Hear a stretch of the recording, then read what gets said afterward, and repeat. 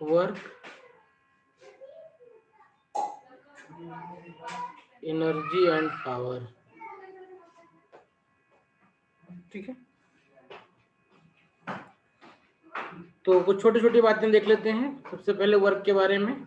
Work क्या होता है? Force into displacement. Force into displacement होता है। इसका कोई और मीनिंग बताओ जो आप लाइफ में फील करते हैं, रोज देखते हैं।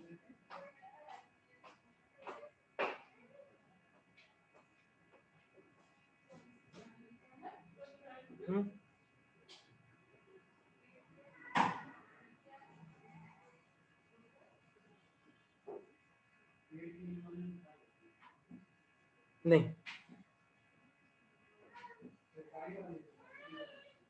ओके। क्या पढ़ाई करना वर्क है कि नहीं है? नहीं सर।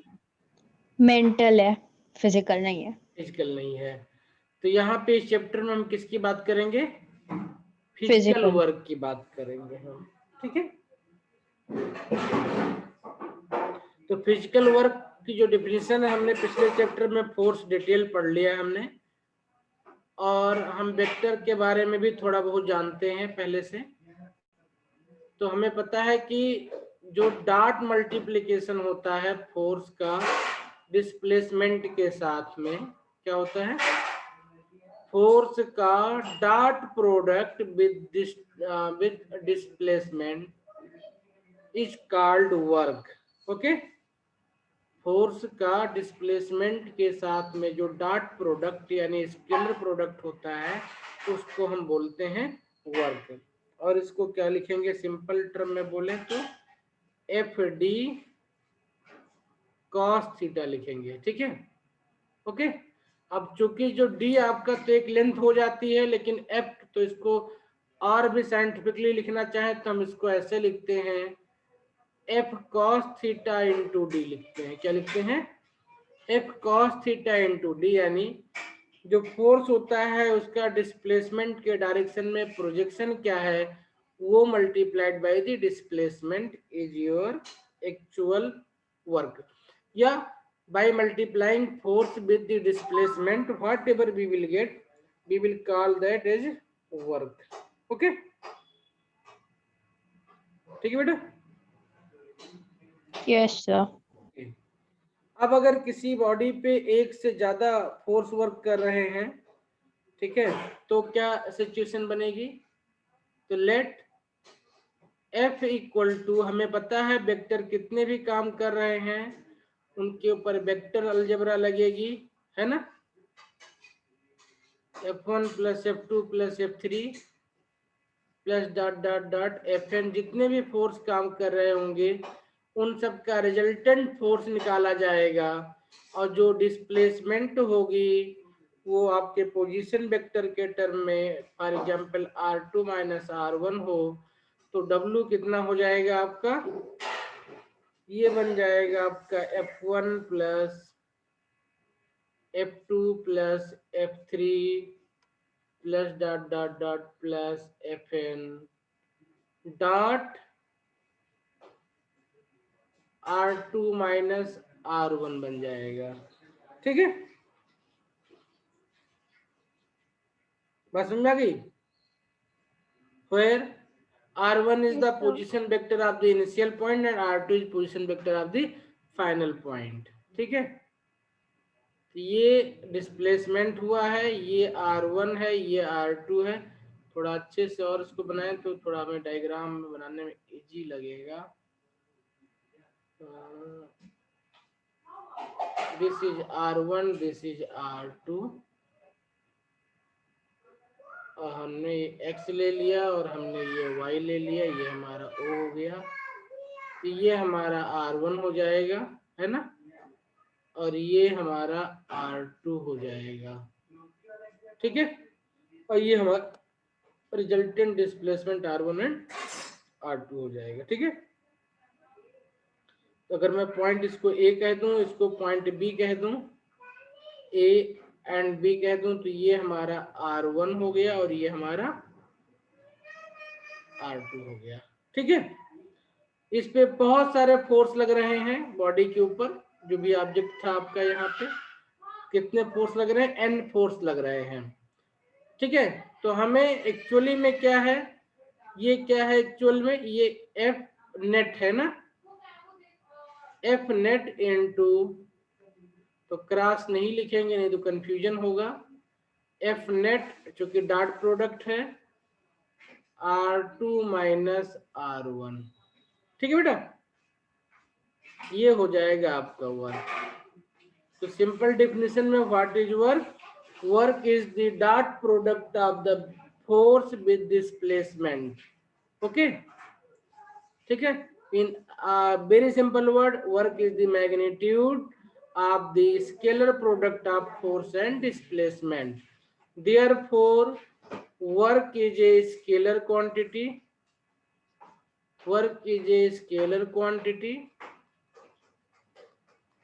ठीक है, and its dimension will be calculated from the force multiplied by the displacement dimension. तो force का dimension होता है ml t पावर -2 और डिस्प्लेसमेंट का डायमेंशन होता है l, तो वर्क का डायमेंशन हो जाएगा ml स्क्वायर t पावर -2 हो जाएगा, ठीक है। सेम डायमेंशन होता है एनर्जी का, जो कि अभी आगे देखेंगे इस चैप्टर में, ओके। इसकी यूनिट क्या होगी वर्क की, वर्क की यूनिट होती है जूल, ठीक है, वर्क की यूनिट क्या होती है, जूल, ठीक है, ओके। बाकी एफ का जैसे जैसे लेते जाएंगे उस हिसाब से इसकी यूनिट चेंज होती रहेगी एफ की, कि एफ का आप किस में ले रहे हो, सीएचएस में ले रहे हो, एमकेएस में ले रहे हो या किस में ले रहे हो, ठीक है, उस हिसाब से आपकी वर्क का यूनिट भी चेंज होता रहेगा, ठीक है। सिंपल वर्ड में बोले तो न्यूटन मीटर भी लिख सकते हैं इसको, ठीक है, तो चाहे न्यूटन मीटर लिखें चाहे जूल लिखें, दोनों बात एक ही है, ओके ना। नेचर ऑफ वर्क डन, ये बहुत इंपॉर्टेंट पॉइंट है, इंपॉर्टेंट पॉइंट समझने के लिए है, ठीक है, क्योंकि बहुत सारी चीजें होती हैं जो लाइफ में हमारे होती है और हमको समझना पड़ता है क्या होता है। तो there are two type of nature of work, one is positive work, other is negative work. Positive work means that force or its component is parallel to displacement. Negative work means that force or its component is opposite to displacement. Okay, ठीक है, क्यों, क्योंकि ये scalar quantity है, तो scalar quantity होने की वजह से इसमें प्लस माइनस आपका मैटर करेगा, ठीक है, ओके। वेक्टर होता तो प्लस माइनस के साथ में उसका डायरेक्शन चेंज हो जाता। हाँ बेटा बोलो सर, एक बार डेफिनेशन दोबारा रिपीट कर दो। और लिखो, पॉजिटिव वर्क का नोट करवा देता हूँ आगे, ठीक है। Nature of work, nature of work done, nature of work done, तो टू टाइप्स होते हैं, एक पॉजिटिव वर्क होता है,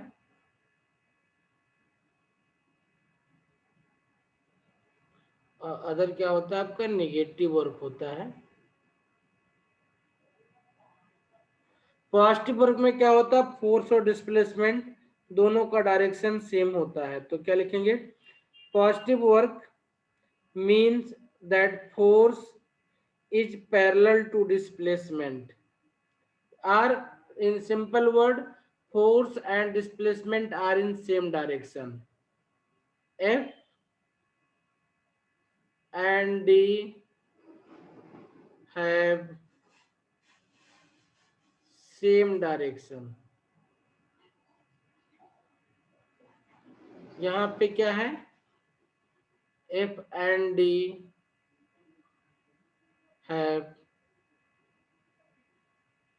opposite direction, ठीक है। पॉजिटिव वर्क हो रहा है तो इसका सिंपल सा मीनिंग है कि जो फोर्स है वो डिस्प्लेसमेंट को फेवर कर रहा है। अगर नेगेटिव वर्क आ रहा है तो इसका मतलब ये हुआ कि जो फोर्स है वो डिस्प्लेसमेंट को डिसफेवर कर रहा है या उसको अपोज कर रहा है। यानी पॉजिटिव वर्क में जो मोशन ऑफ बॉडी है वो फेवर्स हो रही है, एक्सिलरेटेड है, और नेगेटिव वर्क में मोशन ऑफ बॉडी जो है वो अपोज हो रही है, डी एक्सिलरेटेड है। ठीक है, बहुत सिंपल सा एग्जांपल है। अगर आप इसको रियलाइज करना चाहे कोई, कि आप जिम वगैरह में जाते हैं तो जब आप डंबल को उठाते हैं ऊपर, ठीक है, ठीक है,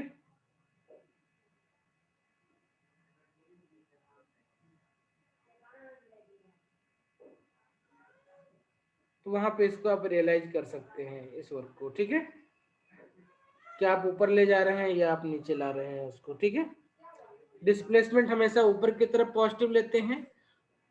डिस्प्लेसमेंट का डायरेक्शन क्या होता है? हमेशा ऊपर की तरफ पॉजिटिव होता है। ठीक है, तो आप जब डंबल को रेज करेंगे तो वर्क पॉजिटिव मिलेगा, आप डंबल को नीचे ले जाएंगे तो वर्क आपको निगेटिव मिल जाएगा। ठीक है, इसी तरीके से स्प्रिंग के केस में होता है, जब आप स्प्रिंग को स्ट्रेच करते हैं, ठीक है, तो आपका वर्क पॉजिटिव होता है। जब आप उसको कंप्रेस करते हैं तो आपका वर्क नेगेटिव होता है। बट ये सब चीजें तब हैं जब आपने बिल्कुल डिसाइड ये किया हुआ कि आप स्प्रिंग इस तरीके से आप स्ट्रेच कर रहे हो। लेकिन अगर आपने स्प्रिंग इस तरीके से बनाया हुआ है तो आपका कंप्रेशन में पॉजिटिव, डिप्रेशन में आपका मिल जाएगा। तो बेटर क्या है, हमें जो कन्वेंशन है उसी में इसको सोचें। ठीक है बेटा, तो सिंपल सी डेफिनेशन है, जब दोनों का डायरेक्शन सेम होगा तो वर्क मिलेगा पॉजिटिव, अपोजिट होगा तो वर्क मिलेगा नेगेटिव। मैक्सिमम वर्क क्या होगा?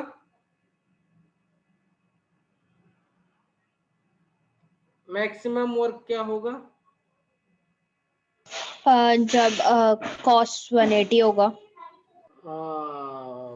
You are lucky that you are not in physical class. Maximum work क्या होगा? एफ डॉट डी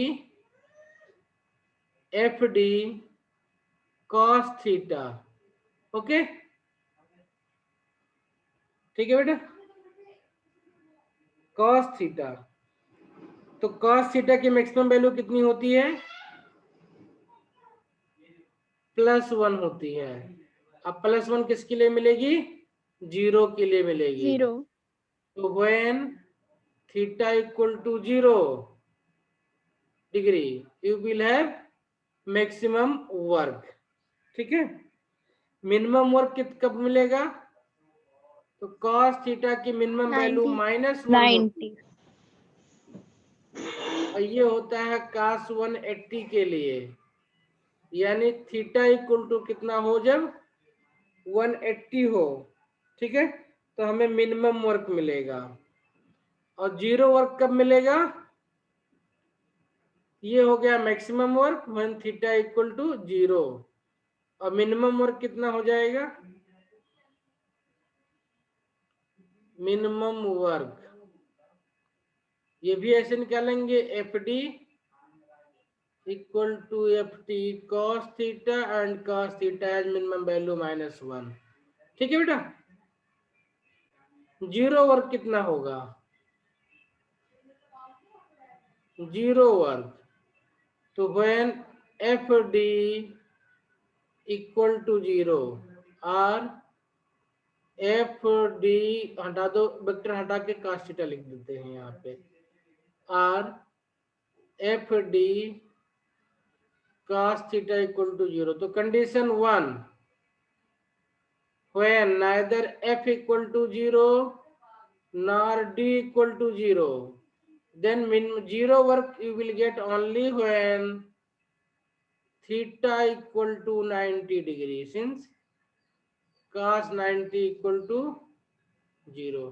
ठीक है, otherwise anything can happen. If theta is not 90 degree, then you can get 0 work only and only if either f is 0 or d is 0। ठीक है बेटा, okay. बच्चे Yes, छोटा sir. Yes sir. आता है और गलत करके आते हैं, मिनिमम वर्क 0 लिख करके आते हैं, वो 90 डिग्री वाला। आपको ध्यान रखना है कि -1 जो है क्या है? -1 क्या है? 0 से छोटा है। ओके, ठीक है, समझ में आ गया बात? Yes sir. इजी लग रहा है सारा ना?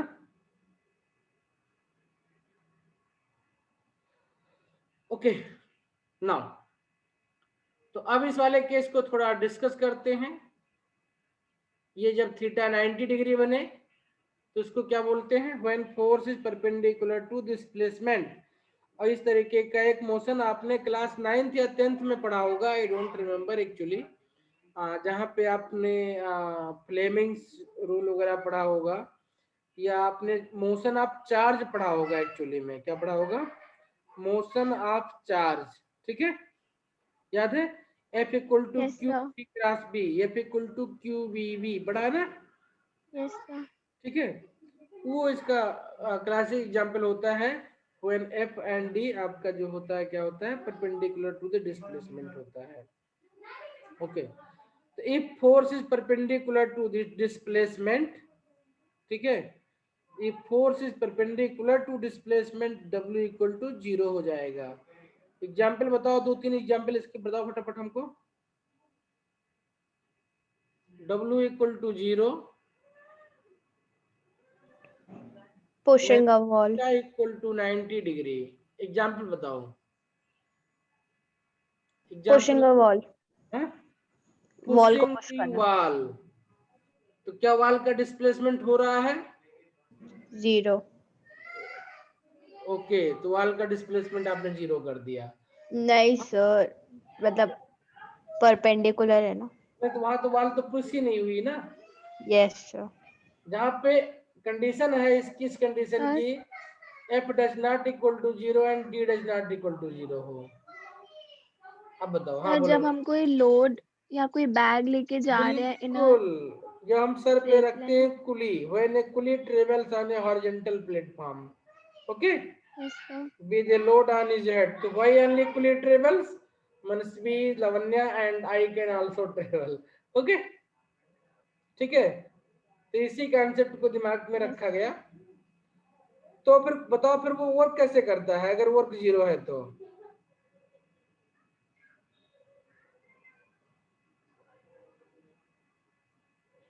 हम्म, सर जैसे आपने पहले बताया फिजिकल वर्क तो हुआ, हम्म, देखो लेकिन सर ध्यान रखो, थीटा 90 था उसकी वजह से ना ना, बिल्कुल इसमें जब बोलते हैं इस लाइन को तो बहुत केयरफुली बोलते हैं। कैसे? देखो मैं स्टेटमेंट लिख रहा हूं, अब फिर उसको पढ़ो। when when a person, मैं कुली लिखना मुझे अच्छा नहीं लगता, why to point out only कुली, ठीक है, when a person travels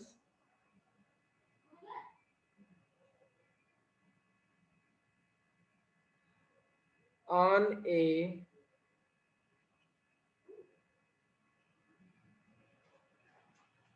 horizontal plane,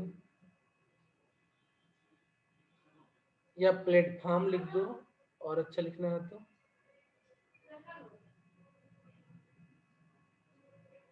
platform या प्लेन कुछ भी लिख सकते हो, कोई प्रॉब्लम नहीं है, with a load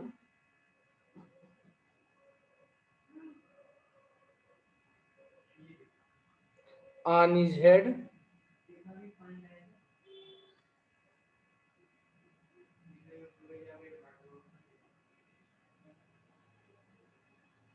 work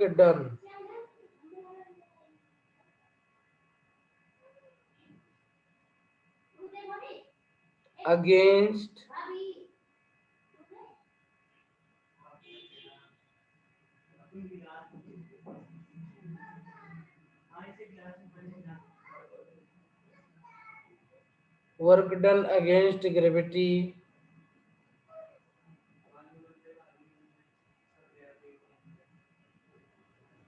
by the person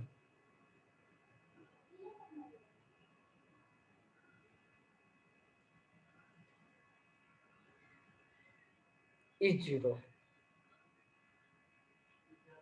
while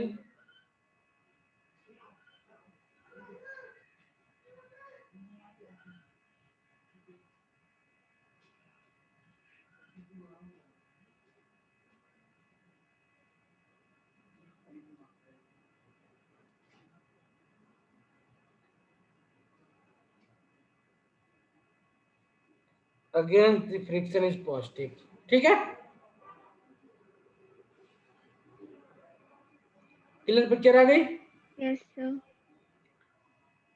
तो थक क्यों जाता है? क्योंकि वो अगेंस्ट फ्रिक्शन काम कर रहा है। ओके, और फ्रिक्शन की वैल्यू क्या होती है? Mu S N, N equal to M G. उसने अपने ऊपर वेट रख लिया तो एम बढ़ गया, है ना, तो फ्रिक्शन बढ़ गया, ज्यादा काम करना पड़ा उसको। ओके, और कोई एग्जांपल? ये बहुत एग्जांपल होता है, लेकिन कभी भी बच्चे एग्जैक्टली इस चीज को एक्सप्लेन नहीं करते। बच्चे जानते तो है इस चीज को, ठीक है, वो पता क्या देखते हैं,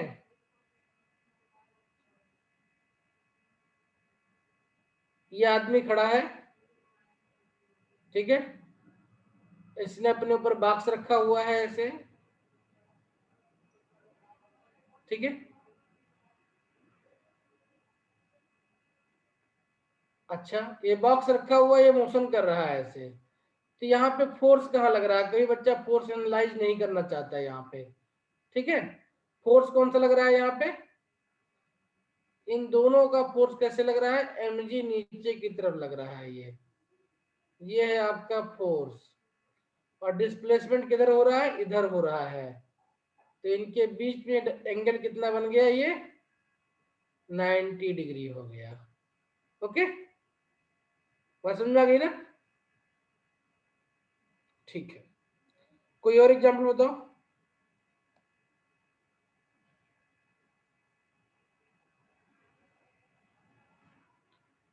number 2, when a body moves in circle, when a body moves in a circle,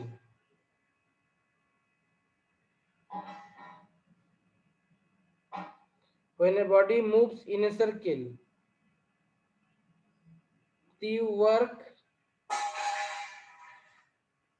done by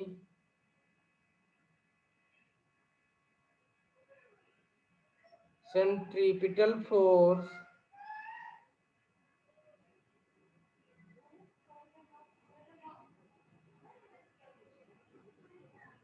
is always zero.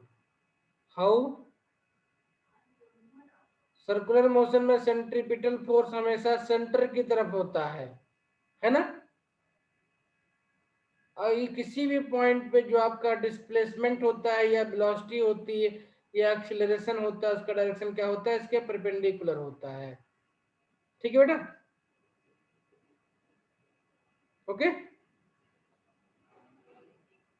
तो सिर्फ सेंट्रीपिटल Yes, फोर्स के sir. द्वारा किया गया काम जीरो होगा यहाँ पे।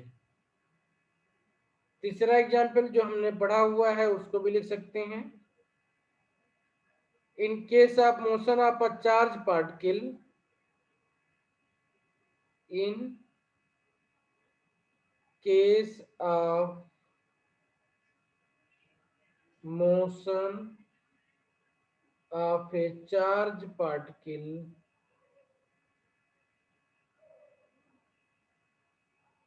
of a charge particle in a magnetic field,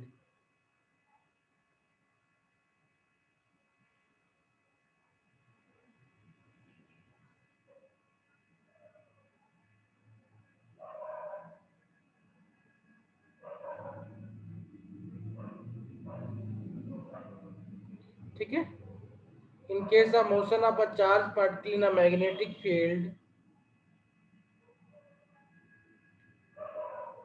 the force क्या होता है? F equal to given as Q V cross B।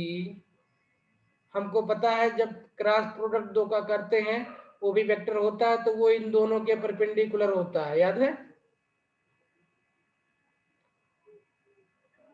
A cross B का resultant A B sine theta N cap होता था, आई एन कैप ये ensure करने के लिए होता था कि ये जो आया हुआ रिजल्टेंट ये ए एंड बी दोनों के परपेंडिकुलर हो, है ना। अगर ये एक्स डायरेक्शन में एक वाई डायरेक्शन में तो इनका रिजल्टेंट जेड डायरेक्शन में होता था। हमने इसको और भी देखा था सर्कुलर रूल के थ्रू। कैसे देखा था हमने, आई जे के देखा था ना हमने, आई क्रॉस जे इक्वल टू के, याद है। Yes sir. हाँ,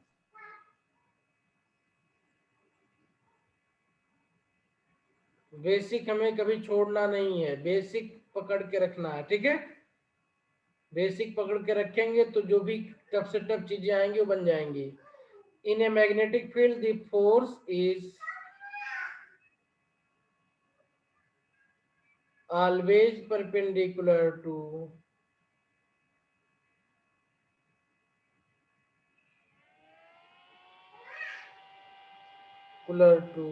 motion,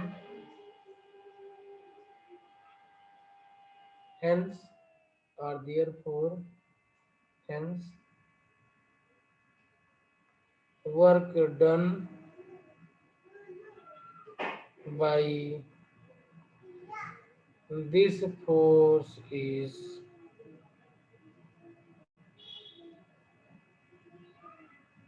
always zero, ठीक है।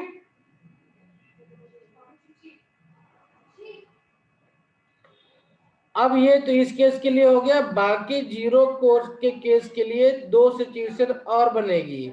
when theta is not 90 degree in theta does not equal to 90 degree, तो ये जीरो होने की सिचुएशन बनेगी, या तो एफ जीरो हो जाए या डी जीरो हो जाए, ठीक है। ओके, या तो एफ जीरो हो जाए या डी जीरो हो जाए। तो दोनों का एग्जाम्पल बताओगे। एक एग्जाम्पल लवन्या ने बताया था मुझे, when s equal to zero, मतलब पुशिंग दीवाल, है ना, पुशिंग दीवाल। तो वाल आपकी पुश करो, किसी भी एंगल पे पुश करो उसको, डिस्प्लेसमेंट नहीं होगा उसका, इसलिए वर्क जीरो हो जाएगा। F इक्वल टू जीरो वाला कोई हमें बताओ आगे एग्जाम्पल।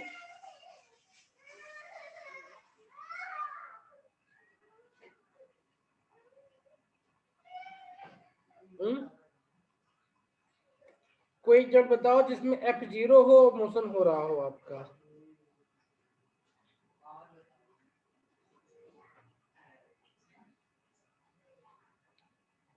नहीं याद है तो लिख लो, motion of an isolated body in free space.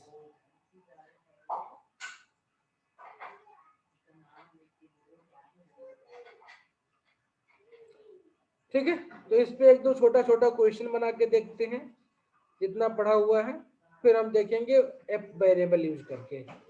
Okay, ये समझ में आ गया ना।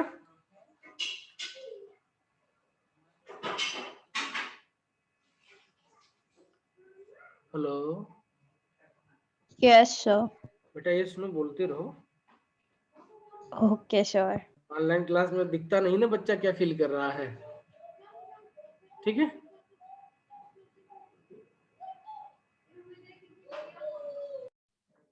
देखते हैं, तो पहले का आंसर आप लोगों का 20 आ गया, क्योंकि इसमें कुछ था ही नहीं। एफ डी का मल्टीप्लाई कर देना था, 5 10 50, और इसका 1/2 है, ये कुछ था ऐसे, और कुछ है।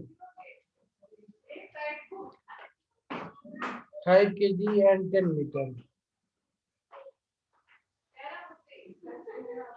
5 kg and 10 metre and 10 newton से हो रहा है 4 मीटर, ठीक है। 10 40 20 बटा 2 10 20, ठीक है। इस वाले क्वेश्चन को करना है, क्वेश्चन नंबर 2 को। तो देखो क्या होता है, वर्क इक्वल टू कितना होता है, एफ डॉट डी होता है ना। और जब दोनों वेक्टर फॉर्म में दिए होते तो उसको ऐसे लिख देते हैं, 5i + 3j 2i - j।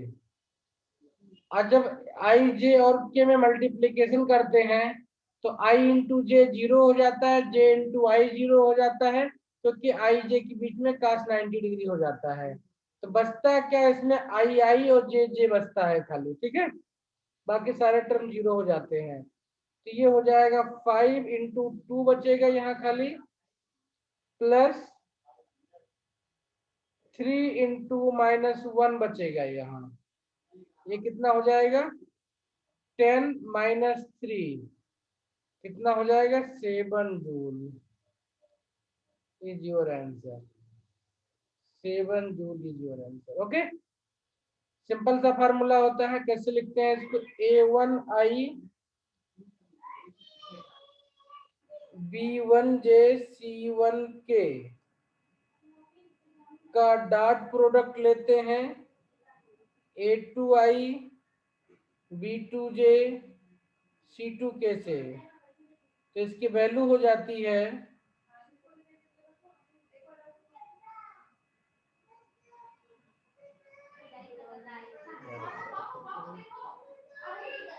इसकी वैल्यू कितनी हो जाती है, अगले पेज पे लिख देते हैं, यहाँ प्रॉब्लम आ रही है, ठीक है, लिख लिया। If vector A1 is given as A1I B1J C1K and A2 is given as A2I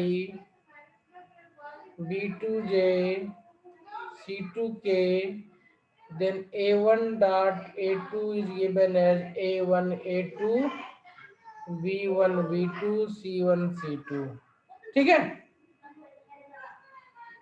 okay बेटा।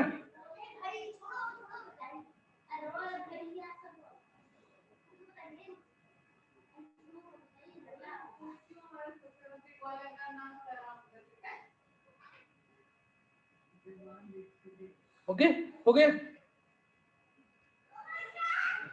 क्वेश्चन नंबर 3 आप सब करना नाप दीजिए, क्योंकि इसका आंसर 0 होता है, तो यहाँ पे अगर 0 ऑप्शन होता तो हम इसको टिक करते, नहीं है 0 तो ना नाप दीजिए हो जाएगा यहाँ पे, ठीक है, क्योंकि यहाँ पे फोर्स आपका उसके मोशन के परपेंडिकुलर, सर्कुलर मोशन है ना, तो सर्कुलर मोशन में सेंट्रीपिटल फोर्स हमेशा डिस्प्लेसमेंट के परपेंडिकुलर होता है।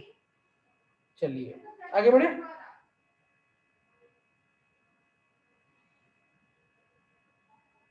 Yes, sir.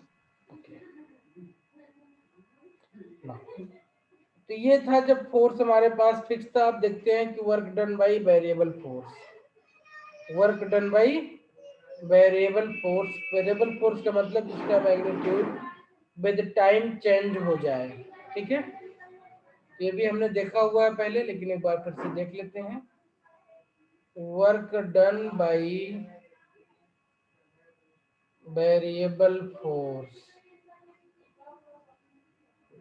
ठीक है, तो जब तक फोर्स कांस्टेंट होता था हमारे पास, फोर्स और डिस्प्लेसमेंट, ये फोर्स कांस्टेंट होता था, एक मैग्नीट्यूड होता था, और ये आपका डिस्प्लेसमेंट होता था, तो डिस्प्लेसमेंट और फोर्स के साथ में लाइन ऐसे पैरेलल चलती थी ना, तो किसी भी पॉइंट पे अगर वर्क निकालना है तो इसको ऐसे लाइन बना लेते थे यहाँ से, और 0 to मान लेते हैं D1 तक था, तो ये वर्क निकालना है तो क्या करते थे, इस एरिया का हम निकाल लें, अगर क्या निकाल लें, इसका हम एरिया निकाल लें जो साइडेड रीजन है, तो ये हमारा वर्क हो जाता था, क्या हो जाता था, वर्क, क्योंकि ये F हो जाता था, ये D हो जाता था, दोनों यहाँ पे परपेंडिकुलर दिख रहे हैं, ऐसा है क्या,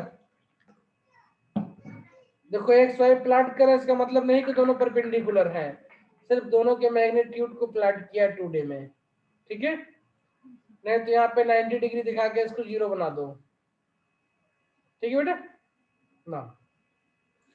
अब अगर यही फोर्स आपका वेरिएबल हो, मतलब टाइम के साथ चेंज हो, तो डिस्प्लेसमेंट जैसे था वैसे रह जाएगा, D1 तक जाना है, लेकिन फोर्स आपका स्टार्टिंग में यहाँ था, कुछ टाइम के बाद फोर्स की वैल्यू घट के इतनी हो गई, फिर फोर्स की वैल्यू इतनी हो गई, फिर घट के कुछ वैल्यू और हो गई, फिर कुछ और हो गई, तो अब जब इसका ग्राफ बनाएंगे और फोर्स स्टार्टिंग में 0 था, तो फोर्स 0 से लग करके ऐसे गया, फिर घट करके ऐसे आया, फिर ऐसे बढ़ रहा है, फिर घट रहा है, फिर बढ़ रहा है, तो जब इस तरीके से आपका फोर्स वेरी करेगा टाइम के साथ में, तो ये जो इसके द्वारा वर्क होगा वो भी वेरी करेगा। तो अब अगर हमें ये निकालना हो यहाँ तक का वर्क, तो इसका वर्क निकालने के लिए क्या करना पड़ेगा, हमको इस साइडेड एरिया का जो है निकालनी पड़ेगी हमको, ठीक है, ओके। और हमको पता है कि इस साइडेड एरिया को निकालना इजी नहीं है हमारे लिए, तो हम क्या करेंगे, हम इंटीग्रेशन का कॉन्सेप्ट यूज करेंगे और हम चेक करेंगे, क्या चेक करेंगे कि अगर या इसको छोटे से रीजन में ले लिया जाए, क्या ले लिया जाए, छोटे से रीजन में ले लिया जाए, एक छोटे से रीजन में ले लिया जाए इसको,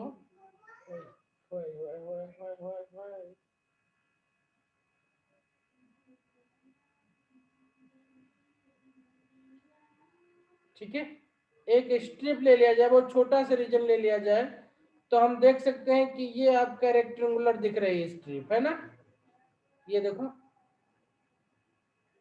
ये स्ट्रिप आपके रेक्टेंगुलर दिख रही है, और ये आपका बहुत छोटा सा डी है, क्या है, बहुत छोटा सा डी है, ठीक है, डी टी लिख सकते हैं या डी एक्स लिख सकते हैं, डी एस लिख सकते हैं, और डिस्प्लेसमेंट चूंकि डी छोटे के लेते हो तो यहाँ पे एस लिख लेते हैं समझने के लिए, खाली डिस्प्लेसमेंट को इस बार एस लिखते हैं, ठीक है, और हमें S1 तक जाना है, तो इसको लिख देंगे डी एस लिख देंगे, बहुत छोटे से रीजन का है ना।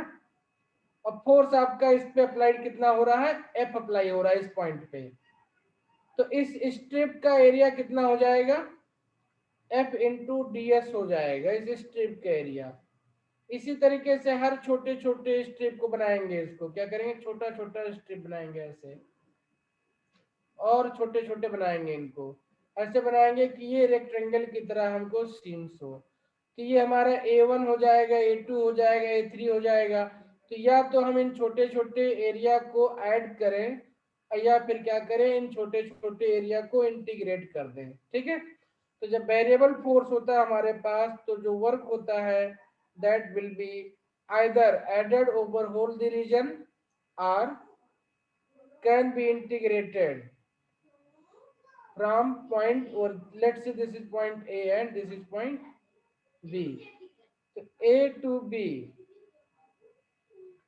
फोर्स इनटू किससे मल्टीप्लाई हो रहा है, ds से, तो F इंटू ds, तो F डॉट ds क्या हो जाएगा, F डॉट ds, इसको लिख सकते हैं A to B F d cos theta, क्या लिख सकते हैं, F cos theta, F cos theta और ds लिख सकते हैं हम, ठीक है। Now here F is net force, F can be written as Fx plus Fy, क्या लिख सकते हैं इसको, Fx plus Fy and Fz के लिख सकते हैं इसको, और ds को क्या लिख सकते हैं, dxi dyj एंड dz के, तो W कितना हो जाएगा, ये बन जाएगा XA से XB Fx dx plus YA to YB Fy dy plus ZA to ZB Fz dz, ठीक है, हो जाएगा।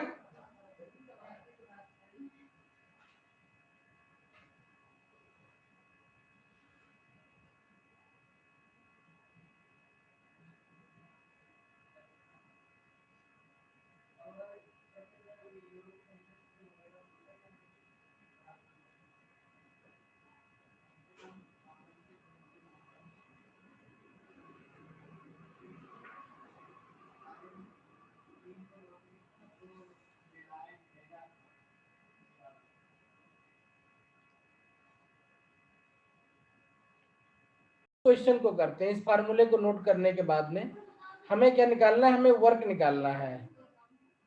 तो we know that this is a variable force, क्योंकि 7 है, x है, x है, तो x की वैल्यू चेंज होगी तो फोर्स की वैल्यू चेंज हो जाएगी।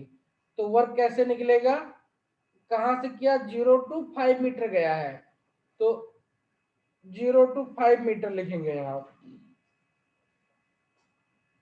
और अंदर क्या लिखते हैं हम, F इंटू क्या लिखते हैं, ds। तो ये देखो सारा x के डायरेक्शन में है। अब पीछे हमने फार्मूला क्या देखा हुआ, ये वाला फार्मूला लगाएंगे, क्योंकि एफ वाई एफ जेड है नहीं, तो सिर्फ x है तो wx मिलेगा खाली हमको, ठीक है। तो वर्क क्या मिलेगा, ये fx इंटू डी एक्स मिल जाएगा, क्या मिल जाएगा, f डॉट डी एक्स मिल जाएगा हमको, ठीक है बेटा। नाउ वैल्यू पुटअप कर दो, 0 to 5 मीटर, और f की वैल्यू कितनी है, 7 minus 2x plus 3x square. तो मीटर ऊपर लिखने की जरूरत नहीं, खाली रखो, यूनिट अपने आप आ जाएगी। 3x square into D x लिख दिया हमने, क्या लिख दिया, इंटू डी एक्स लिख दिया हमने, ठीक है। नाउ अब इसको सॉल्व करना है अपने को, तो सॉल्व कैसे होगा ये देखो ध्यान से, ये 0 to 5 हो जाएगा, ये 7 dx हो जाएगा, -2 बाहर कर दो, 7 बाहर यहाँ भी हो सकता है बाहर 7, ये 0 to 5 हो जाएगा, x से dx हो जाएगा, +3 बाहर कर दो तो ये 0 to 5 हो जाएगा, x स्क्वायर dx हो जाएगा, है ना। यहाँ पे 7 था तो 7 कांस्टेंट है, बाहर कर सकते हैं यहाँ का भी हम, तो कितना आ जाएगा, 7 बाहर हो जाएगा, और इधर लिख सकते हैं x के पावर 0 लिख सकते हैं, ठीक है। तो ये 7 हो जाएगा, और इस फार्मूले को यहाँ पे अप्लाई करो तो कितना आ जाएगा, x के पावर 0 है यानी n इक्वल टू 0, तो 0 प्लस 1 कितना हो जाएगा, 1, डिवाइड बाई 0 प्लस 1 कितना हो जाएगा, 1, लिमिट 0 to 5 -2, x का डिफरेंशिएशन करें इस फार्मूले में तो कितना हो जाएगा, x की पावर 1 है ऑलरेडी यहाँ पे, तो 1 प्लस 1 कितना हो जाएगा, 2, डिवाइड बाई कितना हो जाएगा, 1 प्लस 1 2, लिमिट हो जाएगी 0 to 5 +3, x स्क्वायर का इंटीग्रेशन करें तो कितना आ जाएगा, x पावर कितना, 2 प्लस 1 कितना हो जाएगा, 3 अपॉन 2 प्लस 1 3, लिमिट कितनी है 0 to 5, ये इक्वल टू हो जाएगी, लिमिट पुटअप करो, क्योंकि सेकेंड लिमिट 0 है तो कुछ वैल्यू नहीं मिलेगी, खाली फर्स्ट की ही मिलेगी। मैं इसको नेक्स्ट पेज पे करूंगा, नोट कर लिया इतना, इसको नोट कर लो, इसको नेक्स्ट पेज पे सॉल्व करूंगा, हो गया। Yes sir. ओके, वर्क कितना आया हमारे पास, 7 x 0 to 5 -2 है ना, -2 x square by 2 0 to 5 +3 x power 3 by 3 0 to 5, ये कांस्टेंट सारा बाहर निकाल दो, ये 7 हो जाएगा, इनटू पहले 5 पुटअप करेंगे, 5 माइनस 0, ये 2 कैंसिल आउट कर दें, यहाँ पे पहले 5 पुटअप करेंगे तो 5 का स्क्वायर माइनस 0 का स्क्वायर, ये 3 कैंसिल आउट हो जाएगा, अंदर कितना बचेगा, 5 का क्यूब माइनस 0 का क्यूब, वैल्यू निकाल दो, 7 इंटू 5 35 हो जाएगा, -5 का स्क्वायर 25 हो जाएगा, प्लस ये 5 का क्यूब 125 हो जाएगा, तो कितना आ जाएगा ये आपका,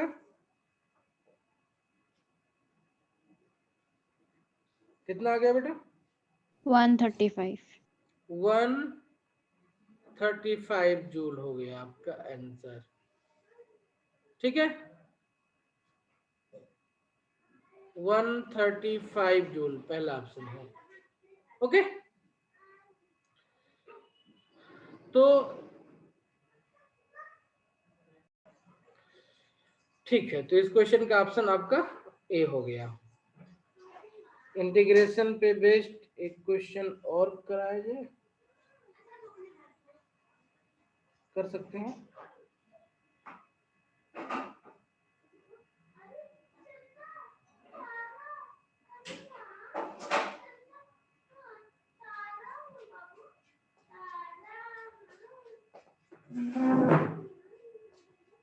चलो बहुत सिंपल सा क्वेश्चन कर रहे हैं, थोड़ा सा कैलमेटिक्स यूज करते हुए।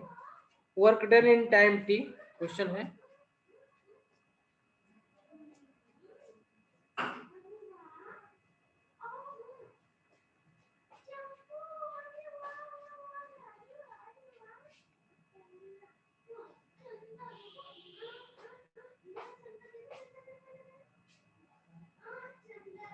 Work done in time T on a body of mass m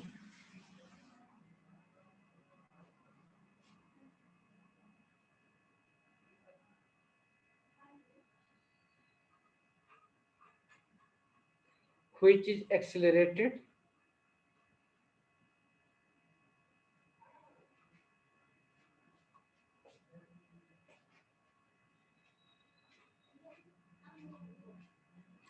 from rest to a speed v in time t1 as a in time t1 as a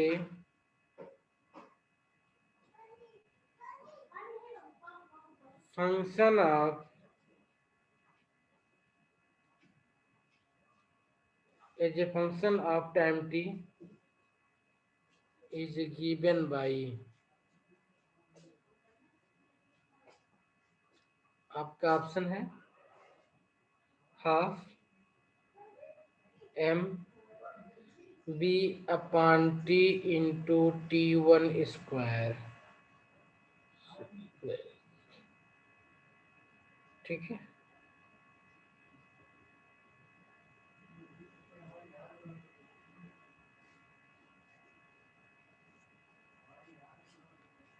option B है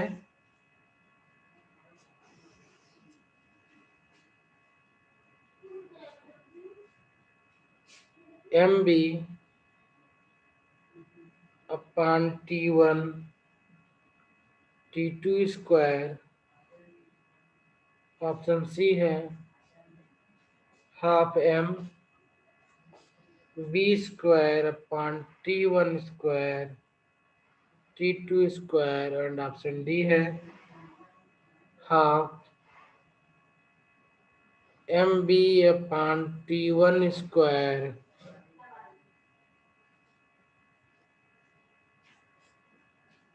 and t square. ठीक है,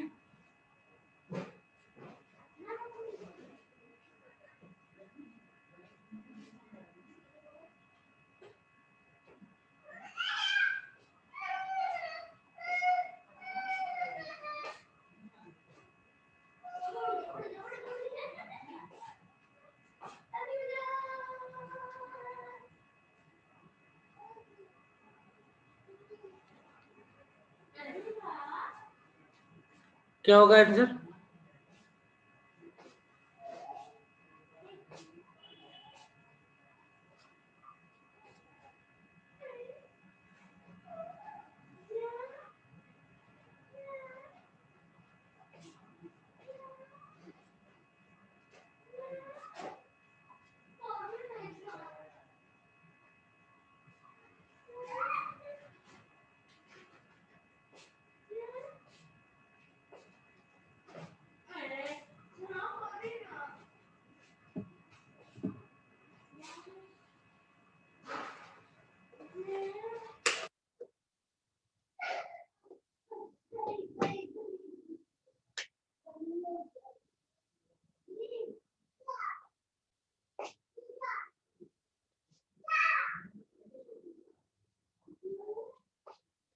हो गया बेटा, समझ में आ रहा नहीं? नहीं सर। लावण्य आपको?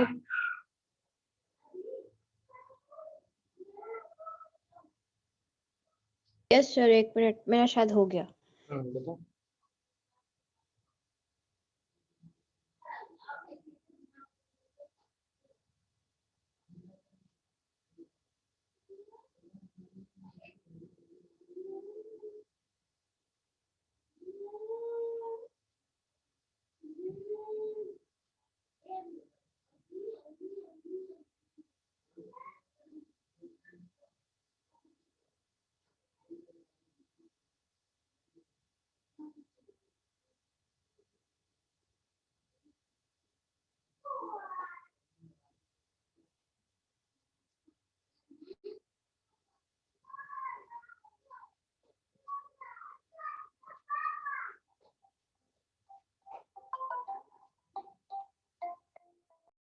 बहुत इजी क्वेश्चन है। देखो क्या दिया है इसमें आपको, work done in time T on a body of mass M. क्या दिया हुआ है आपको? मास इक्वल टू एम दिया हुआ है। Is accelerated from rest to speed B. Acceleration कितना हो जाएगा? B minus zero in time T, तो कितना हो जाएगा? B by T. ओके, और इसमें डिस्प्लेसमेंट कितना हो जाएगा उसका? तो हमें पता है क्या होता है, S equal to U T plus half A T square. U zero था, ये जीरो हो जाएगा, plus half A T square time T है, और ए की वैल्यू हमने निकाली हुई ऊपर, बी बाई टी। कितना आ जाएगा? 1/2 1/2 बी टी स्क्वायर, है ना।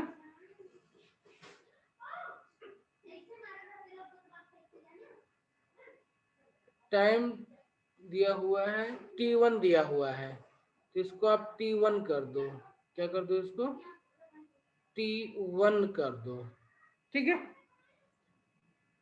From speed b in time t1 as function of time t is given by, ठीक है। तो a की वैल्यू कितनी हो जाएगी आपकी? b अपॉन t1, ठीक है, b अपॉन t1। ओके,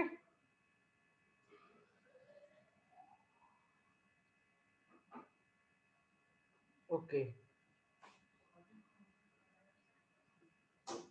हम इसको और भी सिंपल तरीके से, चलो कोई बात नहीं, एस की वैल्यू यही रखते हैं क्योंकि इजी थोड़ा भी यूज हो जाएगा हमारे लिए। अब वर्क कितना होता है? वर्क होता है एफ इंटू एस। एफ क्या होता है? एम इंटू ए, और एस की वैल्यू कितनी निकाला है हमने? हाफ ए टी स्क्वायर निकाला हुआ है ना। ये बन जाएगा half M A square T square. इसलिए ए लिखा क्योंकि बी ए स्क्वायर आ रहा था ना, बार बार सिंप्लीफाई करना पड़ता है फिर उसको हमें। 1/2 एम, ए की वैल्यू कितनी आई है? बी बाई टी वन का स्क्वायर इंटू टी स्क्वायर। कितना हो जाएगा ये? Half M B square T one square into T square. Work आपका हो जाएगा।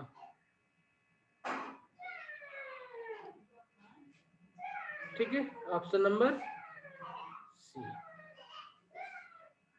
ओके।